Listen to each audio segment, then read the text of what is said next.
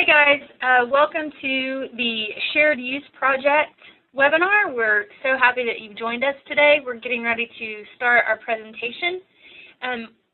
Before we get started, I have Lance here with TSET, who's going to give us sort of some housekeeping rules. And I'm Amber from Fit Kids Coalition, and we've got Marilyn Davidson here from the Heart Association, and we'll do a little bit more of an introduction, but first I'll turn it over to Lance to kind of go over some housekeeping rules real quick. Hi, everybody.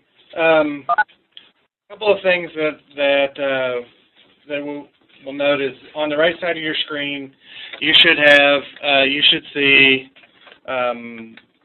your name on the participant list, and normally, we have these calls. We like to let the presenters do their presentations, and then we take questions at the end. But I know that your questions come up during the course of the call.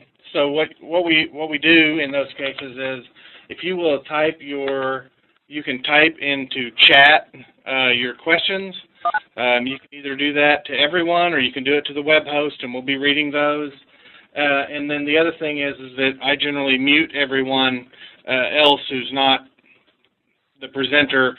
That way we avoid distractions in the background. So that's the general ground rules. I'll turn back over to Amber. Perfect. Okay, guys, we're going to start out just real quick with our shared use video so we can kind of visually tell you the story of shared use before we get into the nuts and bolts of the actual forum. So we'll bring that up real quick. The video. Oh, the video. Yes. Yes.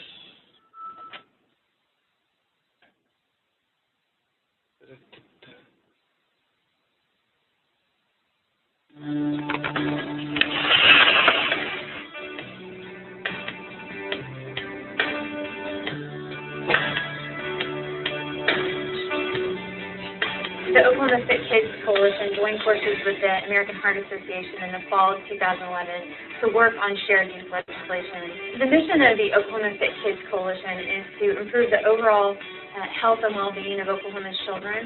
Oklahoma right now ranks 48th in the nation, health indicator outcomes. We're too big a people to have such poor numbers as it relates to our health. We've got to do a better job in the state of Oklahoma, starting with our young folks. We know that there are ways to improve Oklahoma's health, and the Shared Use Project is a step in the right direction. Which is a piece of legislation that we proposed, and actually I signed it into law thanks to the legislature sending it to my desk.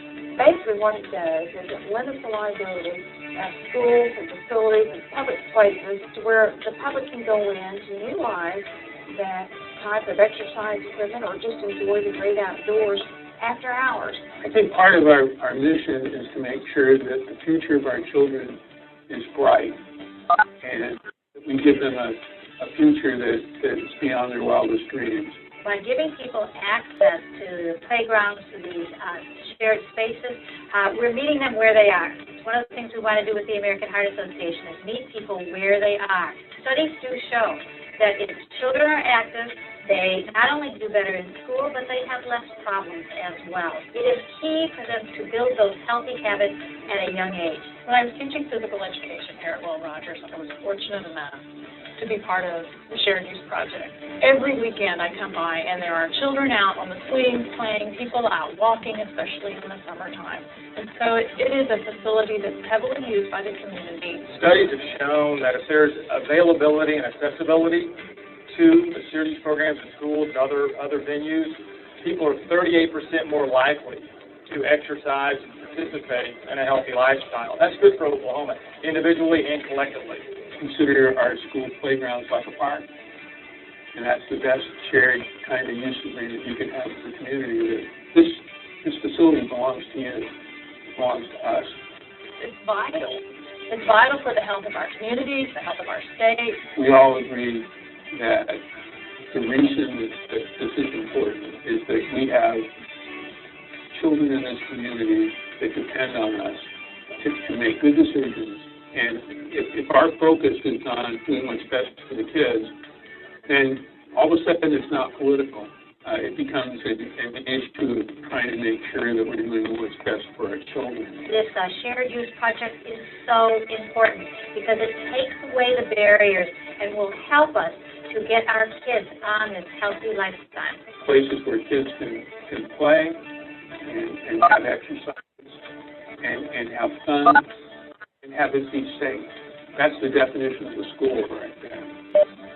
For anyone wanting more information about the Shared Use Project, they can visit our website at www.fitkidsok.org, and they can go to the Shared Use Project page, and there's a downloadable toolkit to help them get started.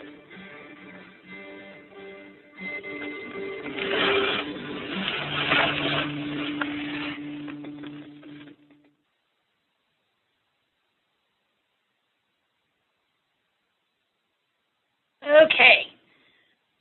So now that you have seen the video, you kind of have a better understanding of shared use, and you can see right now on your screen where we have the downloadable toolkit to the right. If you just click on that picture of that toolkit, it'll actually bring it up, and you can download it, print as many copies off of it as you need, and it will always be there for you as a resource from here going forward. So if we switch back over to the actual slideshow, I want to take another opportunity to just introduce me. I think we did that in the chat room. Someone might have put in that I'm here. Amber England, the director of the Fit Kids Coalition. Marilyn Davidson is the Government Affairs Director for the Heart Association. And we started working on shared use together. We decided to join forces and work on this issue together last summer. Pushed really hard during interim last year before session started to get kind of get all our ducks in a row, and started out with just simply passing the law. And I'll let kind of Marilyn talk about the partnership and how we're able to do, the implementation section and the rapid response grant that we were able to secure from the Heart Association and the Robert Wood Johnson Foundation. Yes. Hi, like Amber said, my name is Marilyn Davidson with the American Heart Association. And, the whole reason we're here is because, we joined forces, like Amber said, and worked on Senate Bill 1882, and kind of how that became about. The Heart Association started looking at gaps in our state and how we could kind of fill those gaps in addressing obesity. And so we kind of, also thought we don't want to just go up to the Capitol and pass legislation and go home and, work on something else. We really want to work on implementing the legislation that we pass to make sure we're actually being effective in our communities, which is why you guys are here today. Senate Bill 1882, it was worked on this year in the state legislature. It was carried by Senator Greg Treat in the Senate and Representative Fred Jordan in the House. And, what it basically does is a very, very simple bill. It takes away liability from schools if they voluntarily choose to open their facilities for the purpose of recreation. This includes indoor facilities and outdoor facilities. It protects the school from liability in regards to injury, but also property damage. To give you, and we're also dealing with different kinds of shared use agreements. You have formal shared use agreements and informal shared use agreements. You have agreements that address just outdoor facilities and also agreements that address indoor facilities. We're going to be discussing all of those today on the call. And basically give you an example of an informal shared use agreement. A school that's located within a neighborhood could leave its doors or its gate unlocked and allow parents and their kids to come into the walking track and walk around or use the field to play soccer. And then we've seen also things that are already going on in our schools in Oklahoma, which are formal shared use agreements where the school can partner with, say, Boys and Girls Club, and they sign a contract and allow Boys and Girls Club to use their gymnasium, sometimes for free, sometimes they require a small fee, but they have everything outlined in that contract, in that formal shared use agreement.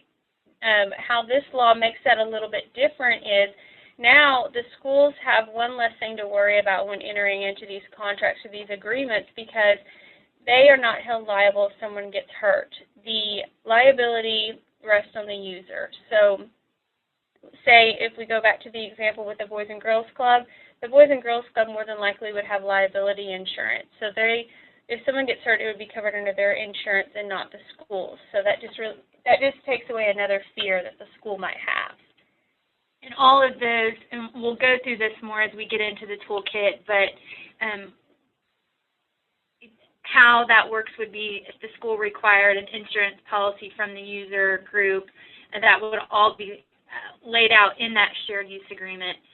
Once the bill actually became law, or it hasn't become law yet, it becomes law effective November 1, but once it passed the legislature, we were able to secure some grant dollars through the Heart Association and the Robert Wood Johnson Foundation called the Rapid Response Grant to actually go out and do some implementation so that we weren't just passing a bill, but actually seeing the bill implemented in communities and more shared use agreements come into place. But we knew what we wanted to figure out where we were, where we stood, exactly where we needed to work in terms of what would this grant mean, what do we need to work on with these communities, where were their needs, and so we started out with a shared use survey.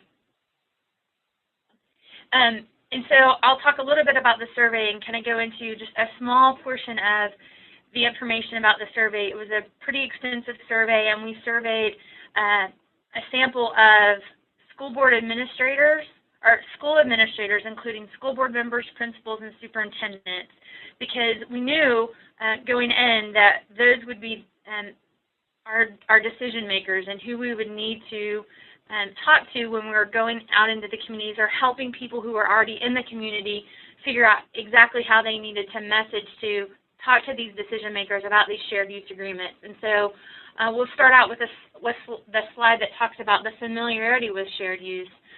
We saw that it wasn't great, and this survey was done back in June, just after session ended. So we had about 46% of people who were actually familiar with the term shared use. So we knew right away we had a lot of ground to cover, but we also view that as an opportunity, really kind of fertile soil, I like to call it, where we have tremendous opportunity for growth for this particular issue. If you'll notice, you'll see that 70% of board members have said that they were actually familiar with the bill or with shared use. We can easily correlate that to the fact that the school board association has done some education with their members about the shared use law, so they were a little bit more informed. They are elected officials, and there's a little bit more familiarity in urban areas than rural areas. And what we're finding out in the community is the rural people just keep their tracks open and their playgrounds open, so they don't really know to call it shared use, but they're already doing informal facility usage. So if we'll go to the next slide, this is a word cloud to really show exactly the concerns of these school administrators, these school board members, principals, and superintendents. The bigger the word, the more often that response was actually given by one of those actual pollees, I guess. So you can see property, facility, school, damage, cost, all these things were really important to those people that we surveyed. And we can see a little bit more of a breakdown if we go to the next slide. You can see that legal liability, if you combine it with one of the reasons or the top reason, combines for over 50% of reasons why there weren't more shared use agreements. And so right away, by just educating people about the new law, we can alleviate a bunch of the actual barriers to schools implementing shared use. If you'll notice on the bottom of the screen, you'll have the classes, and the way those are broken down is exactly how you would think. If you live in a community where your football team is a 2A school or a 3A school, that's exactly how it's broken out. If you'll go to the next slide, you can see that a little bit more of a breakdown in terms of hesitancy for shared use. Damage, care, and costs are all, if you combine all of those, it's well over 50%, some even up into the 60 and 70%, but all of that really revolves around, who is going to be responsible if someone tears something up. I mean, and rightfully so, schools should be, I think, are right to be concerned about that. their mission is to educate every child. And so whatever would prevent them from that sole mission, whether it be damage to the property or the cost of keeping those doors open, that's going to be a concern to them. So those are issues that we know we need to address when we sit down at the table with community groups and schools to be able to address those concerns very concretely through the shared use agreement process. I'm going to now, if we go to the next slide, okay, we want to see who are those decision makers, because it's very important to know who the decision makers are when you go and talk to people. And if the community group wants to go and create a formal shared use agreement, right here we see overwhelmingly superintendents are the primary decision makers. You'll see, though, that superintendents will defer that decision to the school board. And it's sort of like well, I can't make that decision. I'll need to check with my school board member. And then if you get into the urban areas, principals actually have a much greater say over what happens in their actual building. So it's just really important to know who the decision makers are as you go into your community, into your school, to try to get more shared use agreements. And this is a little bit good. It's a great slide to show that. We'll go to one more. I'll turn it over to Marilyn to talk about the toolkit and what's all in that toolkit. We showed you earlier, after we showed the video on our website, where you can download the toolkit. We'll kind of go back and see what that looks like when you open it. This is our Shared Use Project Toolkit that the Heart Association and Fit Kids Coalition have put together. We've put it online, and we also have other ways that we can distribute to you if we need to. Because, one, we didn't want to print out a bunch of stuff and waste a lot of paper, but we want to make sure that it's easy for you guys to share with all of your partners across the community. But we're just going to kind of give you a brief overview of what's in this toolkit today. There's several pages in there, and so, we don't really have time to go over everything that's in there, but also want to let you know that this toolkit is set up to help you, whether you're already doing shared use agreements and you want to build on those, or you're having problems that you want to address, or if you're starting off from scratch. And there's all sorts of things in there that can help you with every aspect. There's sample shared use agreements in there. There is a worksheet to help you work through writing your shared use agreement. We're going to go over some messaging whenever you start your campaign for shared use agreements in your community. There's media information to get attention about your shared use agreements. We have found in our traveling across the state that there's a lot of schools that might have shared use agreements set up, but the community is not very aware of it. So Amber's going to go later on in the webinar and talk to you about how to bring awareness to what you're doing in your community. So that's kind of a brief overview of what's in the toolkit. I'm going to go into Advocacy Tools.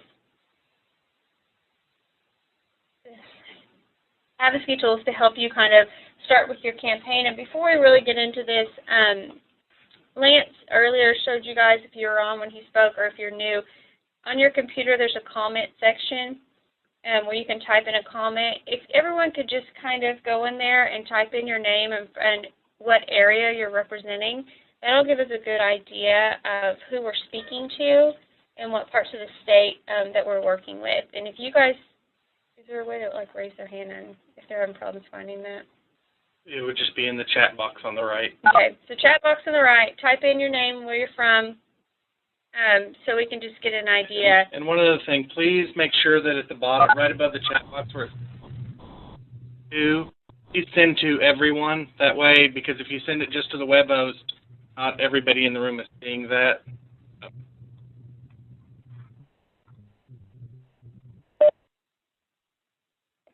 Okay, so we've kind of briefly gone over the different types of shared use agreements. We've kind of gone over how we got here. Amber talked to you about our polling and our messaging with shared use agreements. And now we want to kind of talk to you guys about if you're deciding that you want to start a shared use agreement in your community or you want to build on what you're already doing. And of course, number one thing is you want to develop your message. On your screen right now is a one-pager that we used when we were at the Capitol lobbying for this bill. This is a great example of basically laying your message out, making it easy to understand, easy to look at. One of the things I will say was when we originally made this one-pager was before we had our poll. So obviously being, Fit Kids and Heart Association, we really geared this towards talking about the health message. Well, now that we do have this polling results and we see that, our superintendents and our board members, they care about health, but that's not their number one concern. We really want to make sure that when you're going out there in your community that you're basing your message around that concern of property, wear, damage, and cost of using those facilities. The next one. And so in your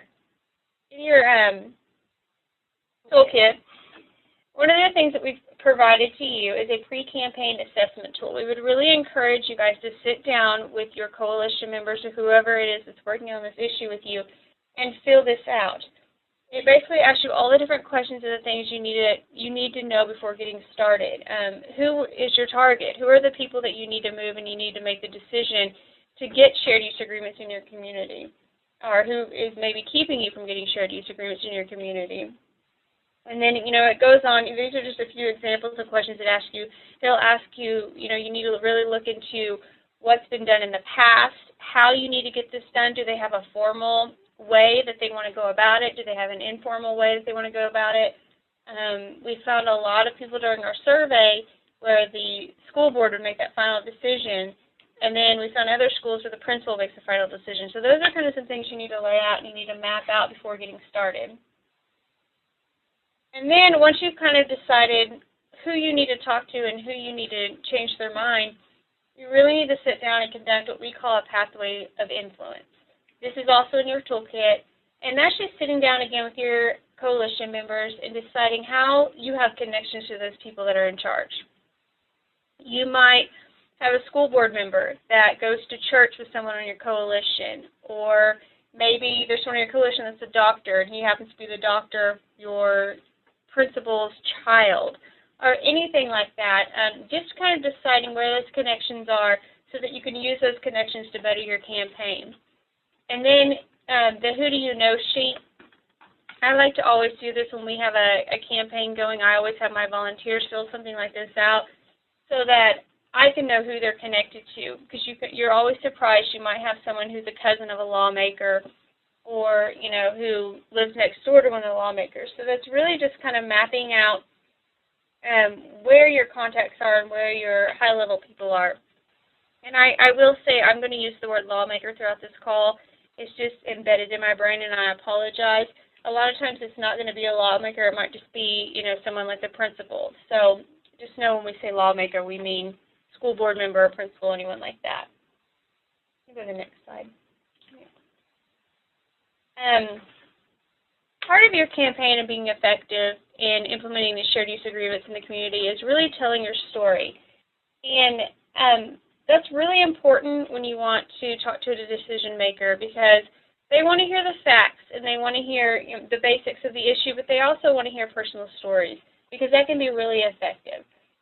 And there's also another worksheet where you go through and you answer some simple questions to help develop your story. But you kind of want to say, what do you want them to hear from your story? Stephanie Canada, who you saw in our shared use video we played at the beginning, has a great story about how she helped to build a walking track in Shawnee, Oklahoma, and how her grandfather ended up down the road using that walking track. And, it's a very personal story, and it really kind of tugs at the heartstring, but it also shows kind of the benefit of implementing shared use agreements in your community. So your story is really important. Know that all of these decision makers, too, they don't have all day to sit and meet with you. A lot of times you might only get 15 minutes with them. So make sure that, it's short, it gets to the point, but it's also effective. One of the great things that we kind of, we worked hard at and we got a little bit lucky at was getting great champions when we passed this at the Capitol. And, I would encourage you to find that champion in your community who you think is really going to be great to carry your issue for you. We got Governor Mary Fallon. She actually put the shared use bill on her priority agenda for the 2012 session. She saw in our video as well. She's still helping us with this issue and helping push it because it's something that's very important to her. So, it could be someone really high up like that, but it could be someone really simple.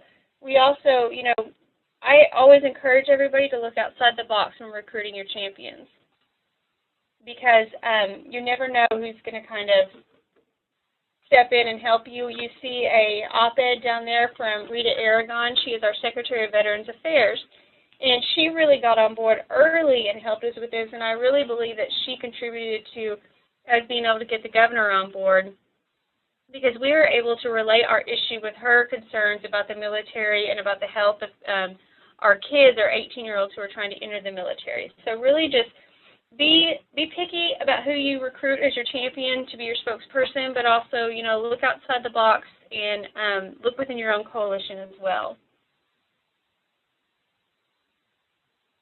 Okay, well, Marilyn has set up a sort of I call Marilyn's work really the foundational work that it takes to have a successful issue campaign. And so if you've done your homework, you've done your pathways of influence, you've gone through the developing your personal story, figuring out exactly who it is you know, who you can get on board, and finding those spokespeople, you've really set yourself up to be very effective doing media advocacy.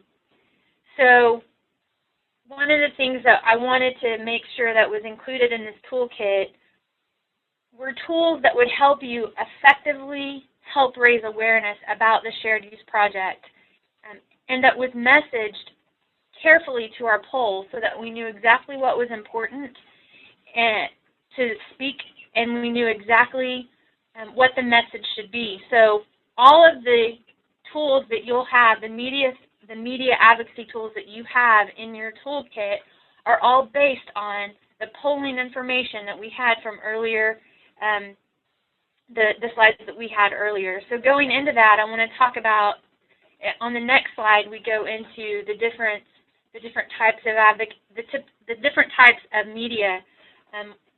There's earned media and there's paid media.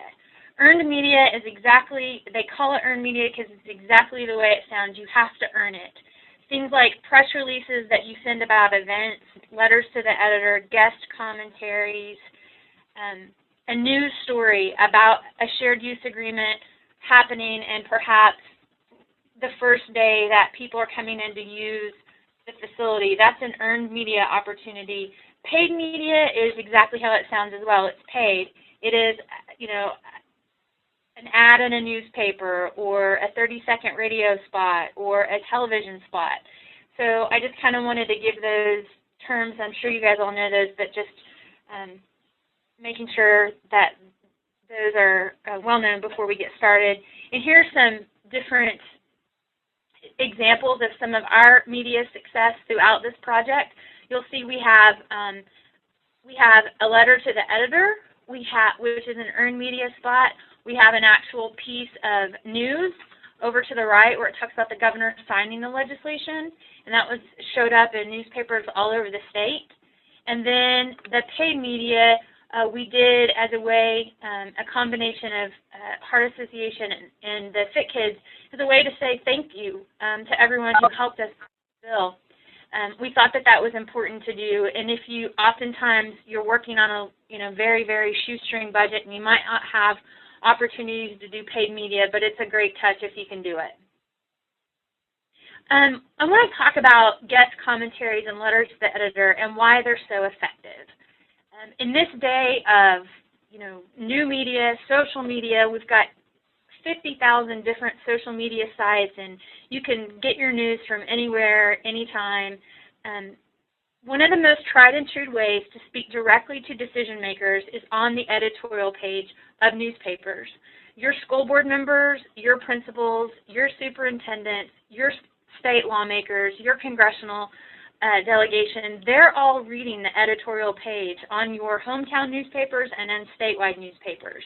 And so if you can submit a letter to the editor or a guest commentary, asking your editor if you could submit a guest commentary, that's a very effective tool because you're speaking directly to them. And it's an important tool for them because they can get the pulse of the town. What is important right now? What are my constituents concerned about?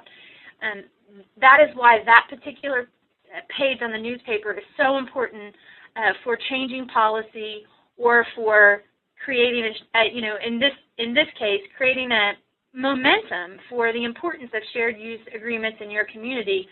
In your toolkit, you actually have samples of letters to the editor and guest commentary. You can plug your name into it and go.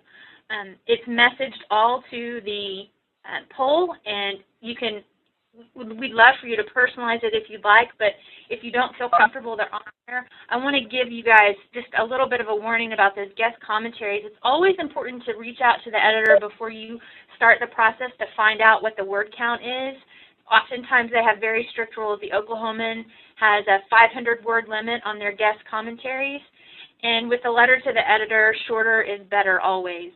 You don't want to you don't want to have to, do what I call message drift, and you get message drift whenever you have way too many words in a piece, or you're trying to make too many points. Try to make 3 important points in your letter or your guest commentary, because people typically remember things in 3s, and so that's just kind of a good rule of thumb. But if you are completely scared of writing letters to the editor or guest commentary, we've done that work for you already. If we'll go on to the next slide, I just wanted to kind of go over some tips when it comes to effective ways to communicate with the media. An important and invaluable tool for you as you begin your work in earned media is creating and keeping a current media contact list. I can't tell you how invaluable that is. In fact, for me personally, I've been working in the communications field for about 8 years now, I guess. Maybe, 8 years. Wow, I'm getting old. But I have kept my own personal media contact list, whether it was on my laptop or, in a notebook. I'm always making certain that I'm keeping my media list current, and that means I'm writing down names of new reporters, their email addresses, and if I can get their cell phone numbers, even better. But I always try to keep it current, and that also helps me build relationships with the press, which is where we get to the second. If we get to the second bullet, building relationships with the press is key to getting your event covered. You can, if you have that cell phone number of that reporter, reporters are always looking for local news. I know oftentimes people think that all people want to report about are, house fires and police chases, but I promise you that there's not a reporter in this town or in this state that isn't, beating the streets looking for news every day. And so if you have that personal relationship and that reporter trusts you with information you're bringing to them and knows that it's valid and that it's newsworthy, they will absolutely use you as a source, not just for that day, but they'll continue to come back to you. So once you build that relationship, it's really important. And we talk about using events as earned media opportunities. We did this prior to going into any community. Over the last month, we did an advance press release saying that we were coming to that city to talk about shared use legislation, to talk about the shared use project, and we also included a quote from a local person, because being local and getting it as localized as you can is really important. And in every city we went to over the last 4 weeks, there was a newspaper story about us coming, which actually helped us with attendance, but also at the same time helped raise awareness about shared use, the shared use project and what it meant to that community. So always look for events to build earned media opportunities off of. We'll go to the next slide. Oftentimes, so many people are really nervous about speaking to the press, or if we get a camera in our face, we all turn into, 5-year-olds who can't remember, our own home phone number. It's just something that happens when you get a camera stuck in your face. So the importance of preparing talking points in advance cannot be overstated. It helps you stay on message, and it helps you move away from message drift. And it's just an invaluable tool, and it will make you feel more comfortable when talking to the press. And they actually don't care if you have talking points. It helps them in their story writing, and it's just a way that you're always on message. As experts in our field, oftentimes we like to use jargon. And so I call this the, keep it simple, stupid rule, the KISS rule. cutting out jargon, things like when we talk about just whatever cliche that you use in your particular area. I know oftentimes, especially in public health, we'll talk about evidence-based best practice. Sometimes just keeping it really simple, we know this is an effective tool at, combating obesity. It gets more penetration with that end user, which is the person you're trying to convince that it's a good thing. We know when we write for academics and we write for just general consumption, it's a little bit different. So keeping that in mind, trying to cut out the jargon. You don't have to be the smartest person in the room when you're trying to convince people that shared use is a good idea. Another important rule is to know press deadlines and meet them. If an editor has told you that they will welcome a guest commentary, but he wants it by 4 o'clock on Friday, have it to him by 3:30. They're trying to build their news pages for the day, and that goes back to helping you build that relationship with the press. So always make sure that you know the deadlines, whether it be your 5 o'clock news hour, your noon news hour, or your local newspaper. Just know their deadlines, and part of that will come when you're building that relationship with the press. Just a little bit of, just a tiny bit of information about Social Media 101. I think we're all really good at effectively using social media. It's an amazing tool, and it allows us to get our message instantly to people. We can share our information over networks, and it's an invaluable tool that everyone should be using. It's free. But some important rules to think about when you're doing social media is to really sit down and develop specific social media strategies around that particular issue. So if you're wanting to develop a social media strategy around shared use, just jot down your ideas and make sure that they're effective and they work. You want to make social media interactive and engaging. Don't just give them information, but we talk about increasing likes and followers. Well, that's great, but if people aren't interacting with you and engaging in conversation with you via social media, you're not quite getting the most bang for your buck. So you always want to make sure that you're asking questions so that people can interact with you. And that's a really effective way to kind of also get people's opinions and know what's going on out there. Also, you always want to measure your social media to make sure that it's working effectively. And Facebook has a really easy tool to figure out exactly how many new likes you've had that week, who's engaging in conversation. But measuring that social media and setting goals is really important, because sometimes you could spend all day getting sucked into social media and not really have solid numbers to show that your hard work is paying off. So I always try to make it a rule of thumb that measuring social media is extremely important. We'll go to the next slide. I think that is it for the presentation on media advocacy and on the other aspect of our presentation. We'd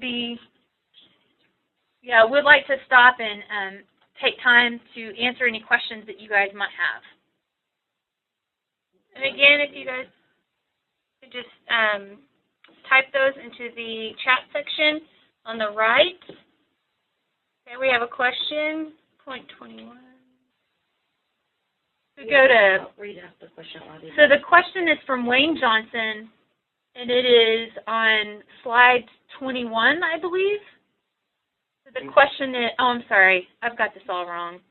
It says participation in any activity approved by a local board of education and held within a building or on the grounds of the school, district served by the local board of education before or after normal school hours or on weekends. I'm assuming this is from part of the bill, it looks like. Yes. So what exactly is your question? From Senate Bill 1882, it existed on paragraph 21 that it had to be approved by the Board of Education. Okay. And my concern would be we've had it where we had a board policy or a shared use agreement that was approved. So if it's not falling under a policy that's approved by the Board of Education, does this exemption exist? So you already have board approval for your facility usage policy? Yes, we do. And your concern is that this would make you have to go back to additional board? No, what my Board concern approval. would be, we had some that did not require board approval. The principal could approve those activities. But as I look at how it's tied to paragraph 22, my concern would be, would all activities now require board approval? Hi, Wayne. I think we've had some questions brought up about this in other community forums, and right now we're trying to get an answer on that particular issue. That would be something when the law was written. There may need to be some clarification. Sometimes we'll call it language. Sometimes they call it, a trailer bill. We're in the process of, we have to get with our national technical assistance as well as the bill draft at the state to see what that intention is. Does that answer your question? Yes, it does, because, our goal would be that we could do an informal process on grounds which has existed in the past, but when it ties together, that would be my concern, that it would have to follow a approved board policy, and would that take care of it?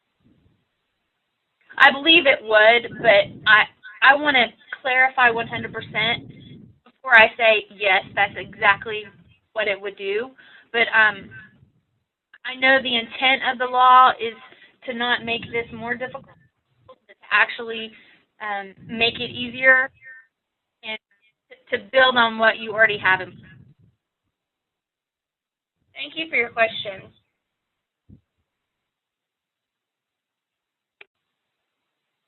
Do we have any other questions? Is there anything that we didn't cover today that you guys hope to get out of this webinar? Any information that we did not share?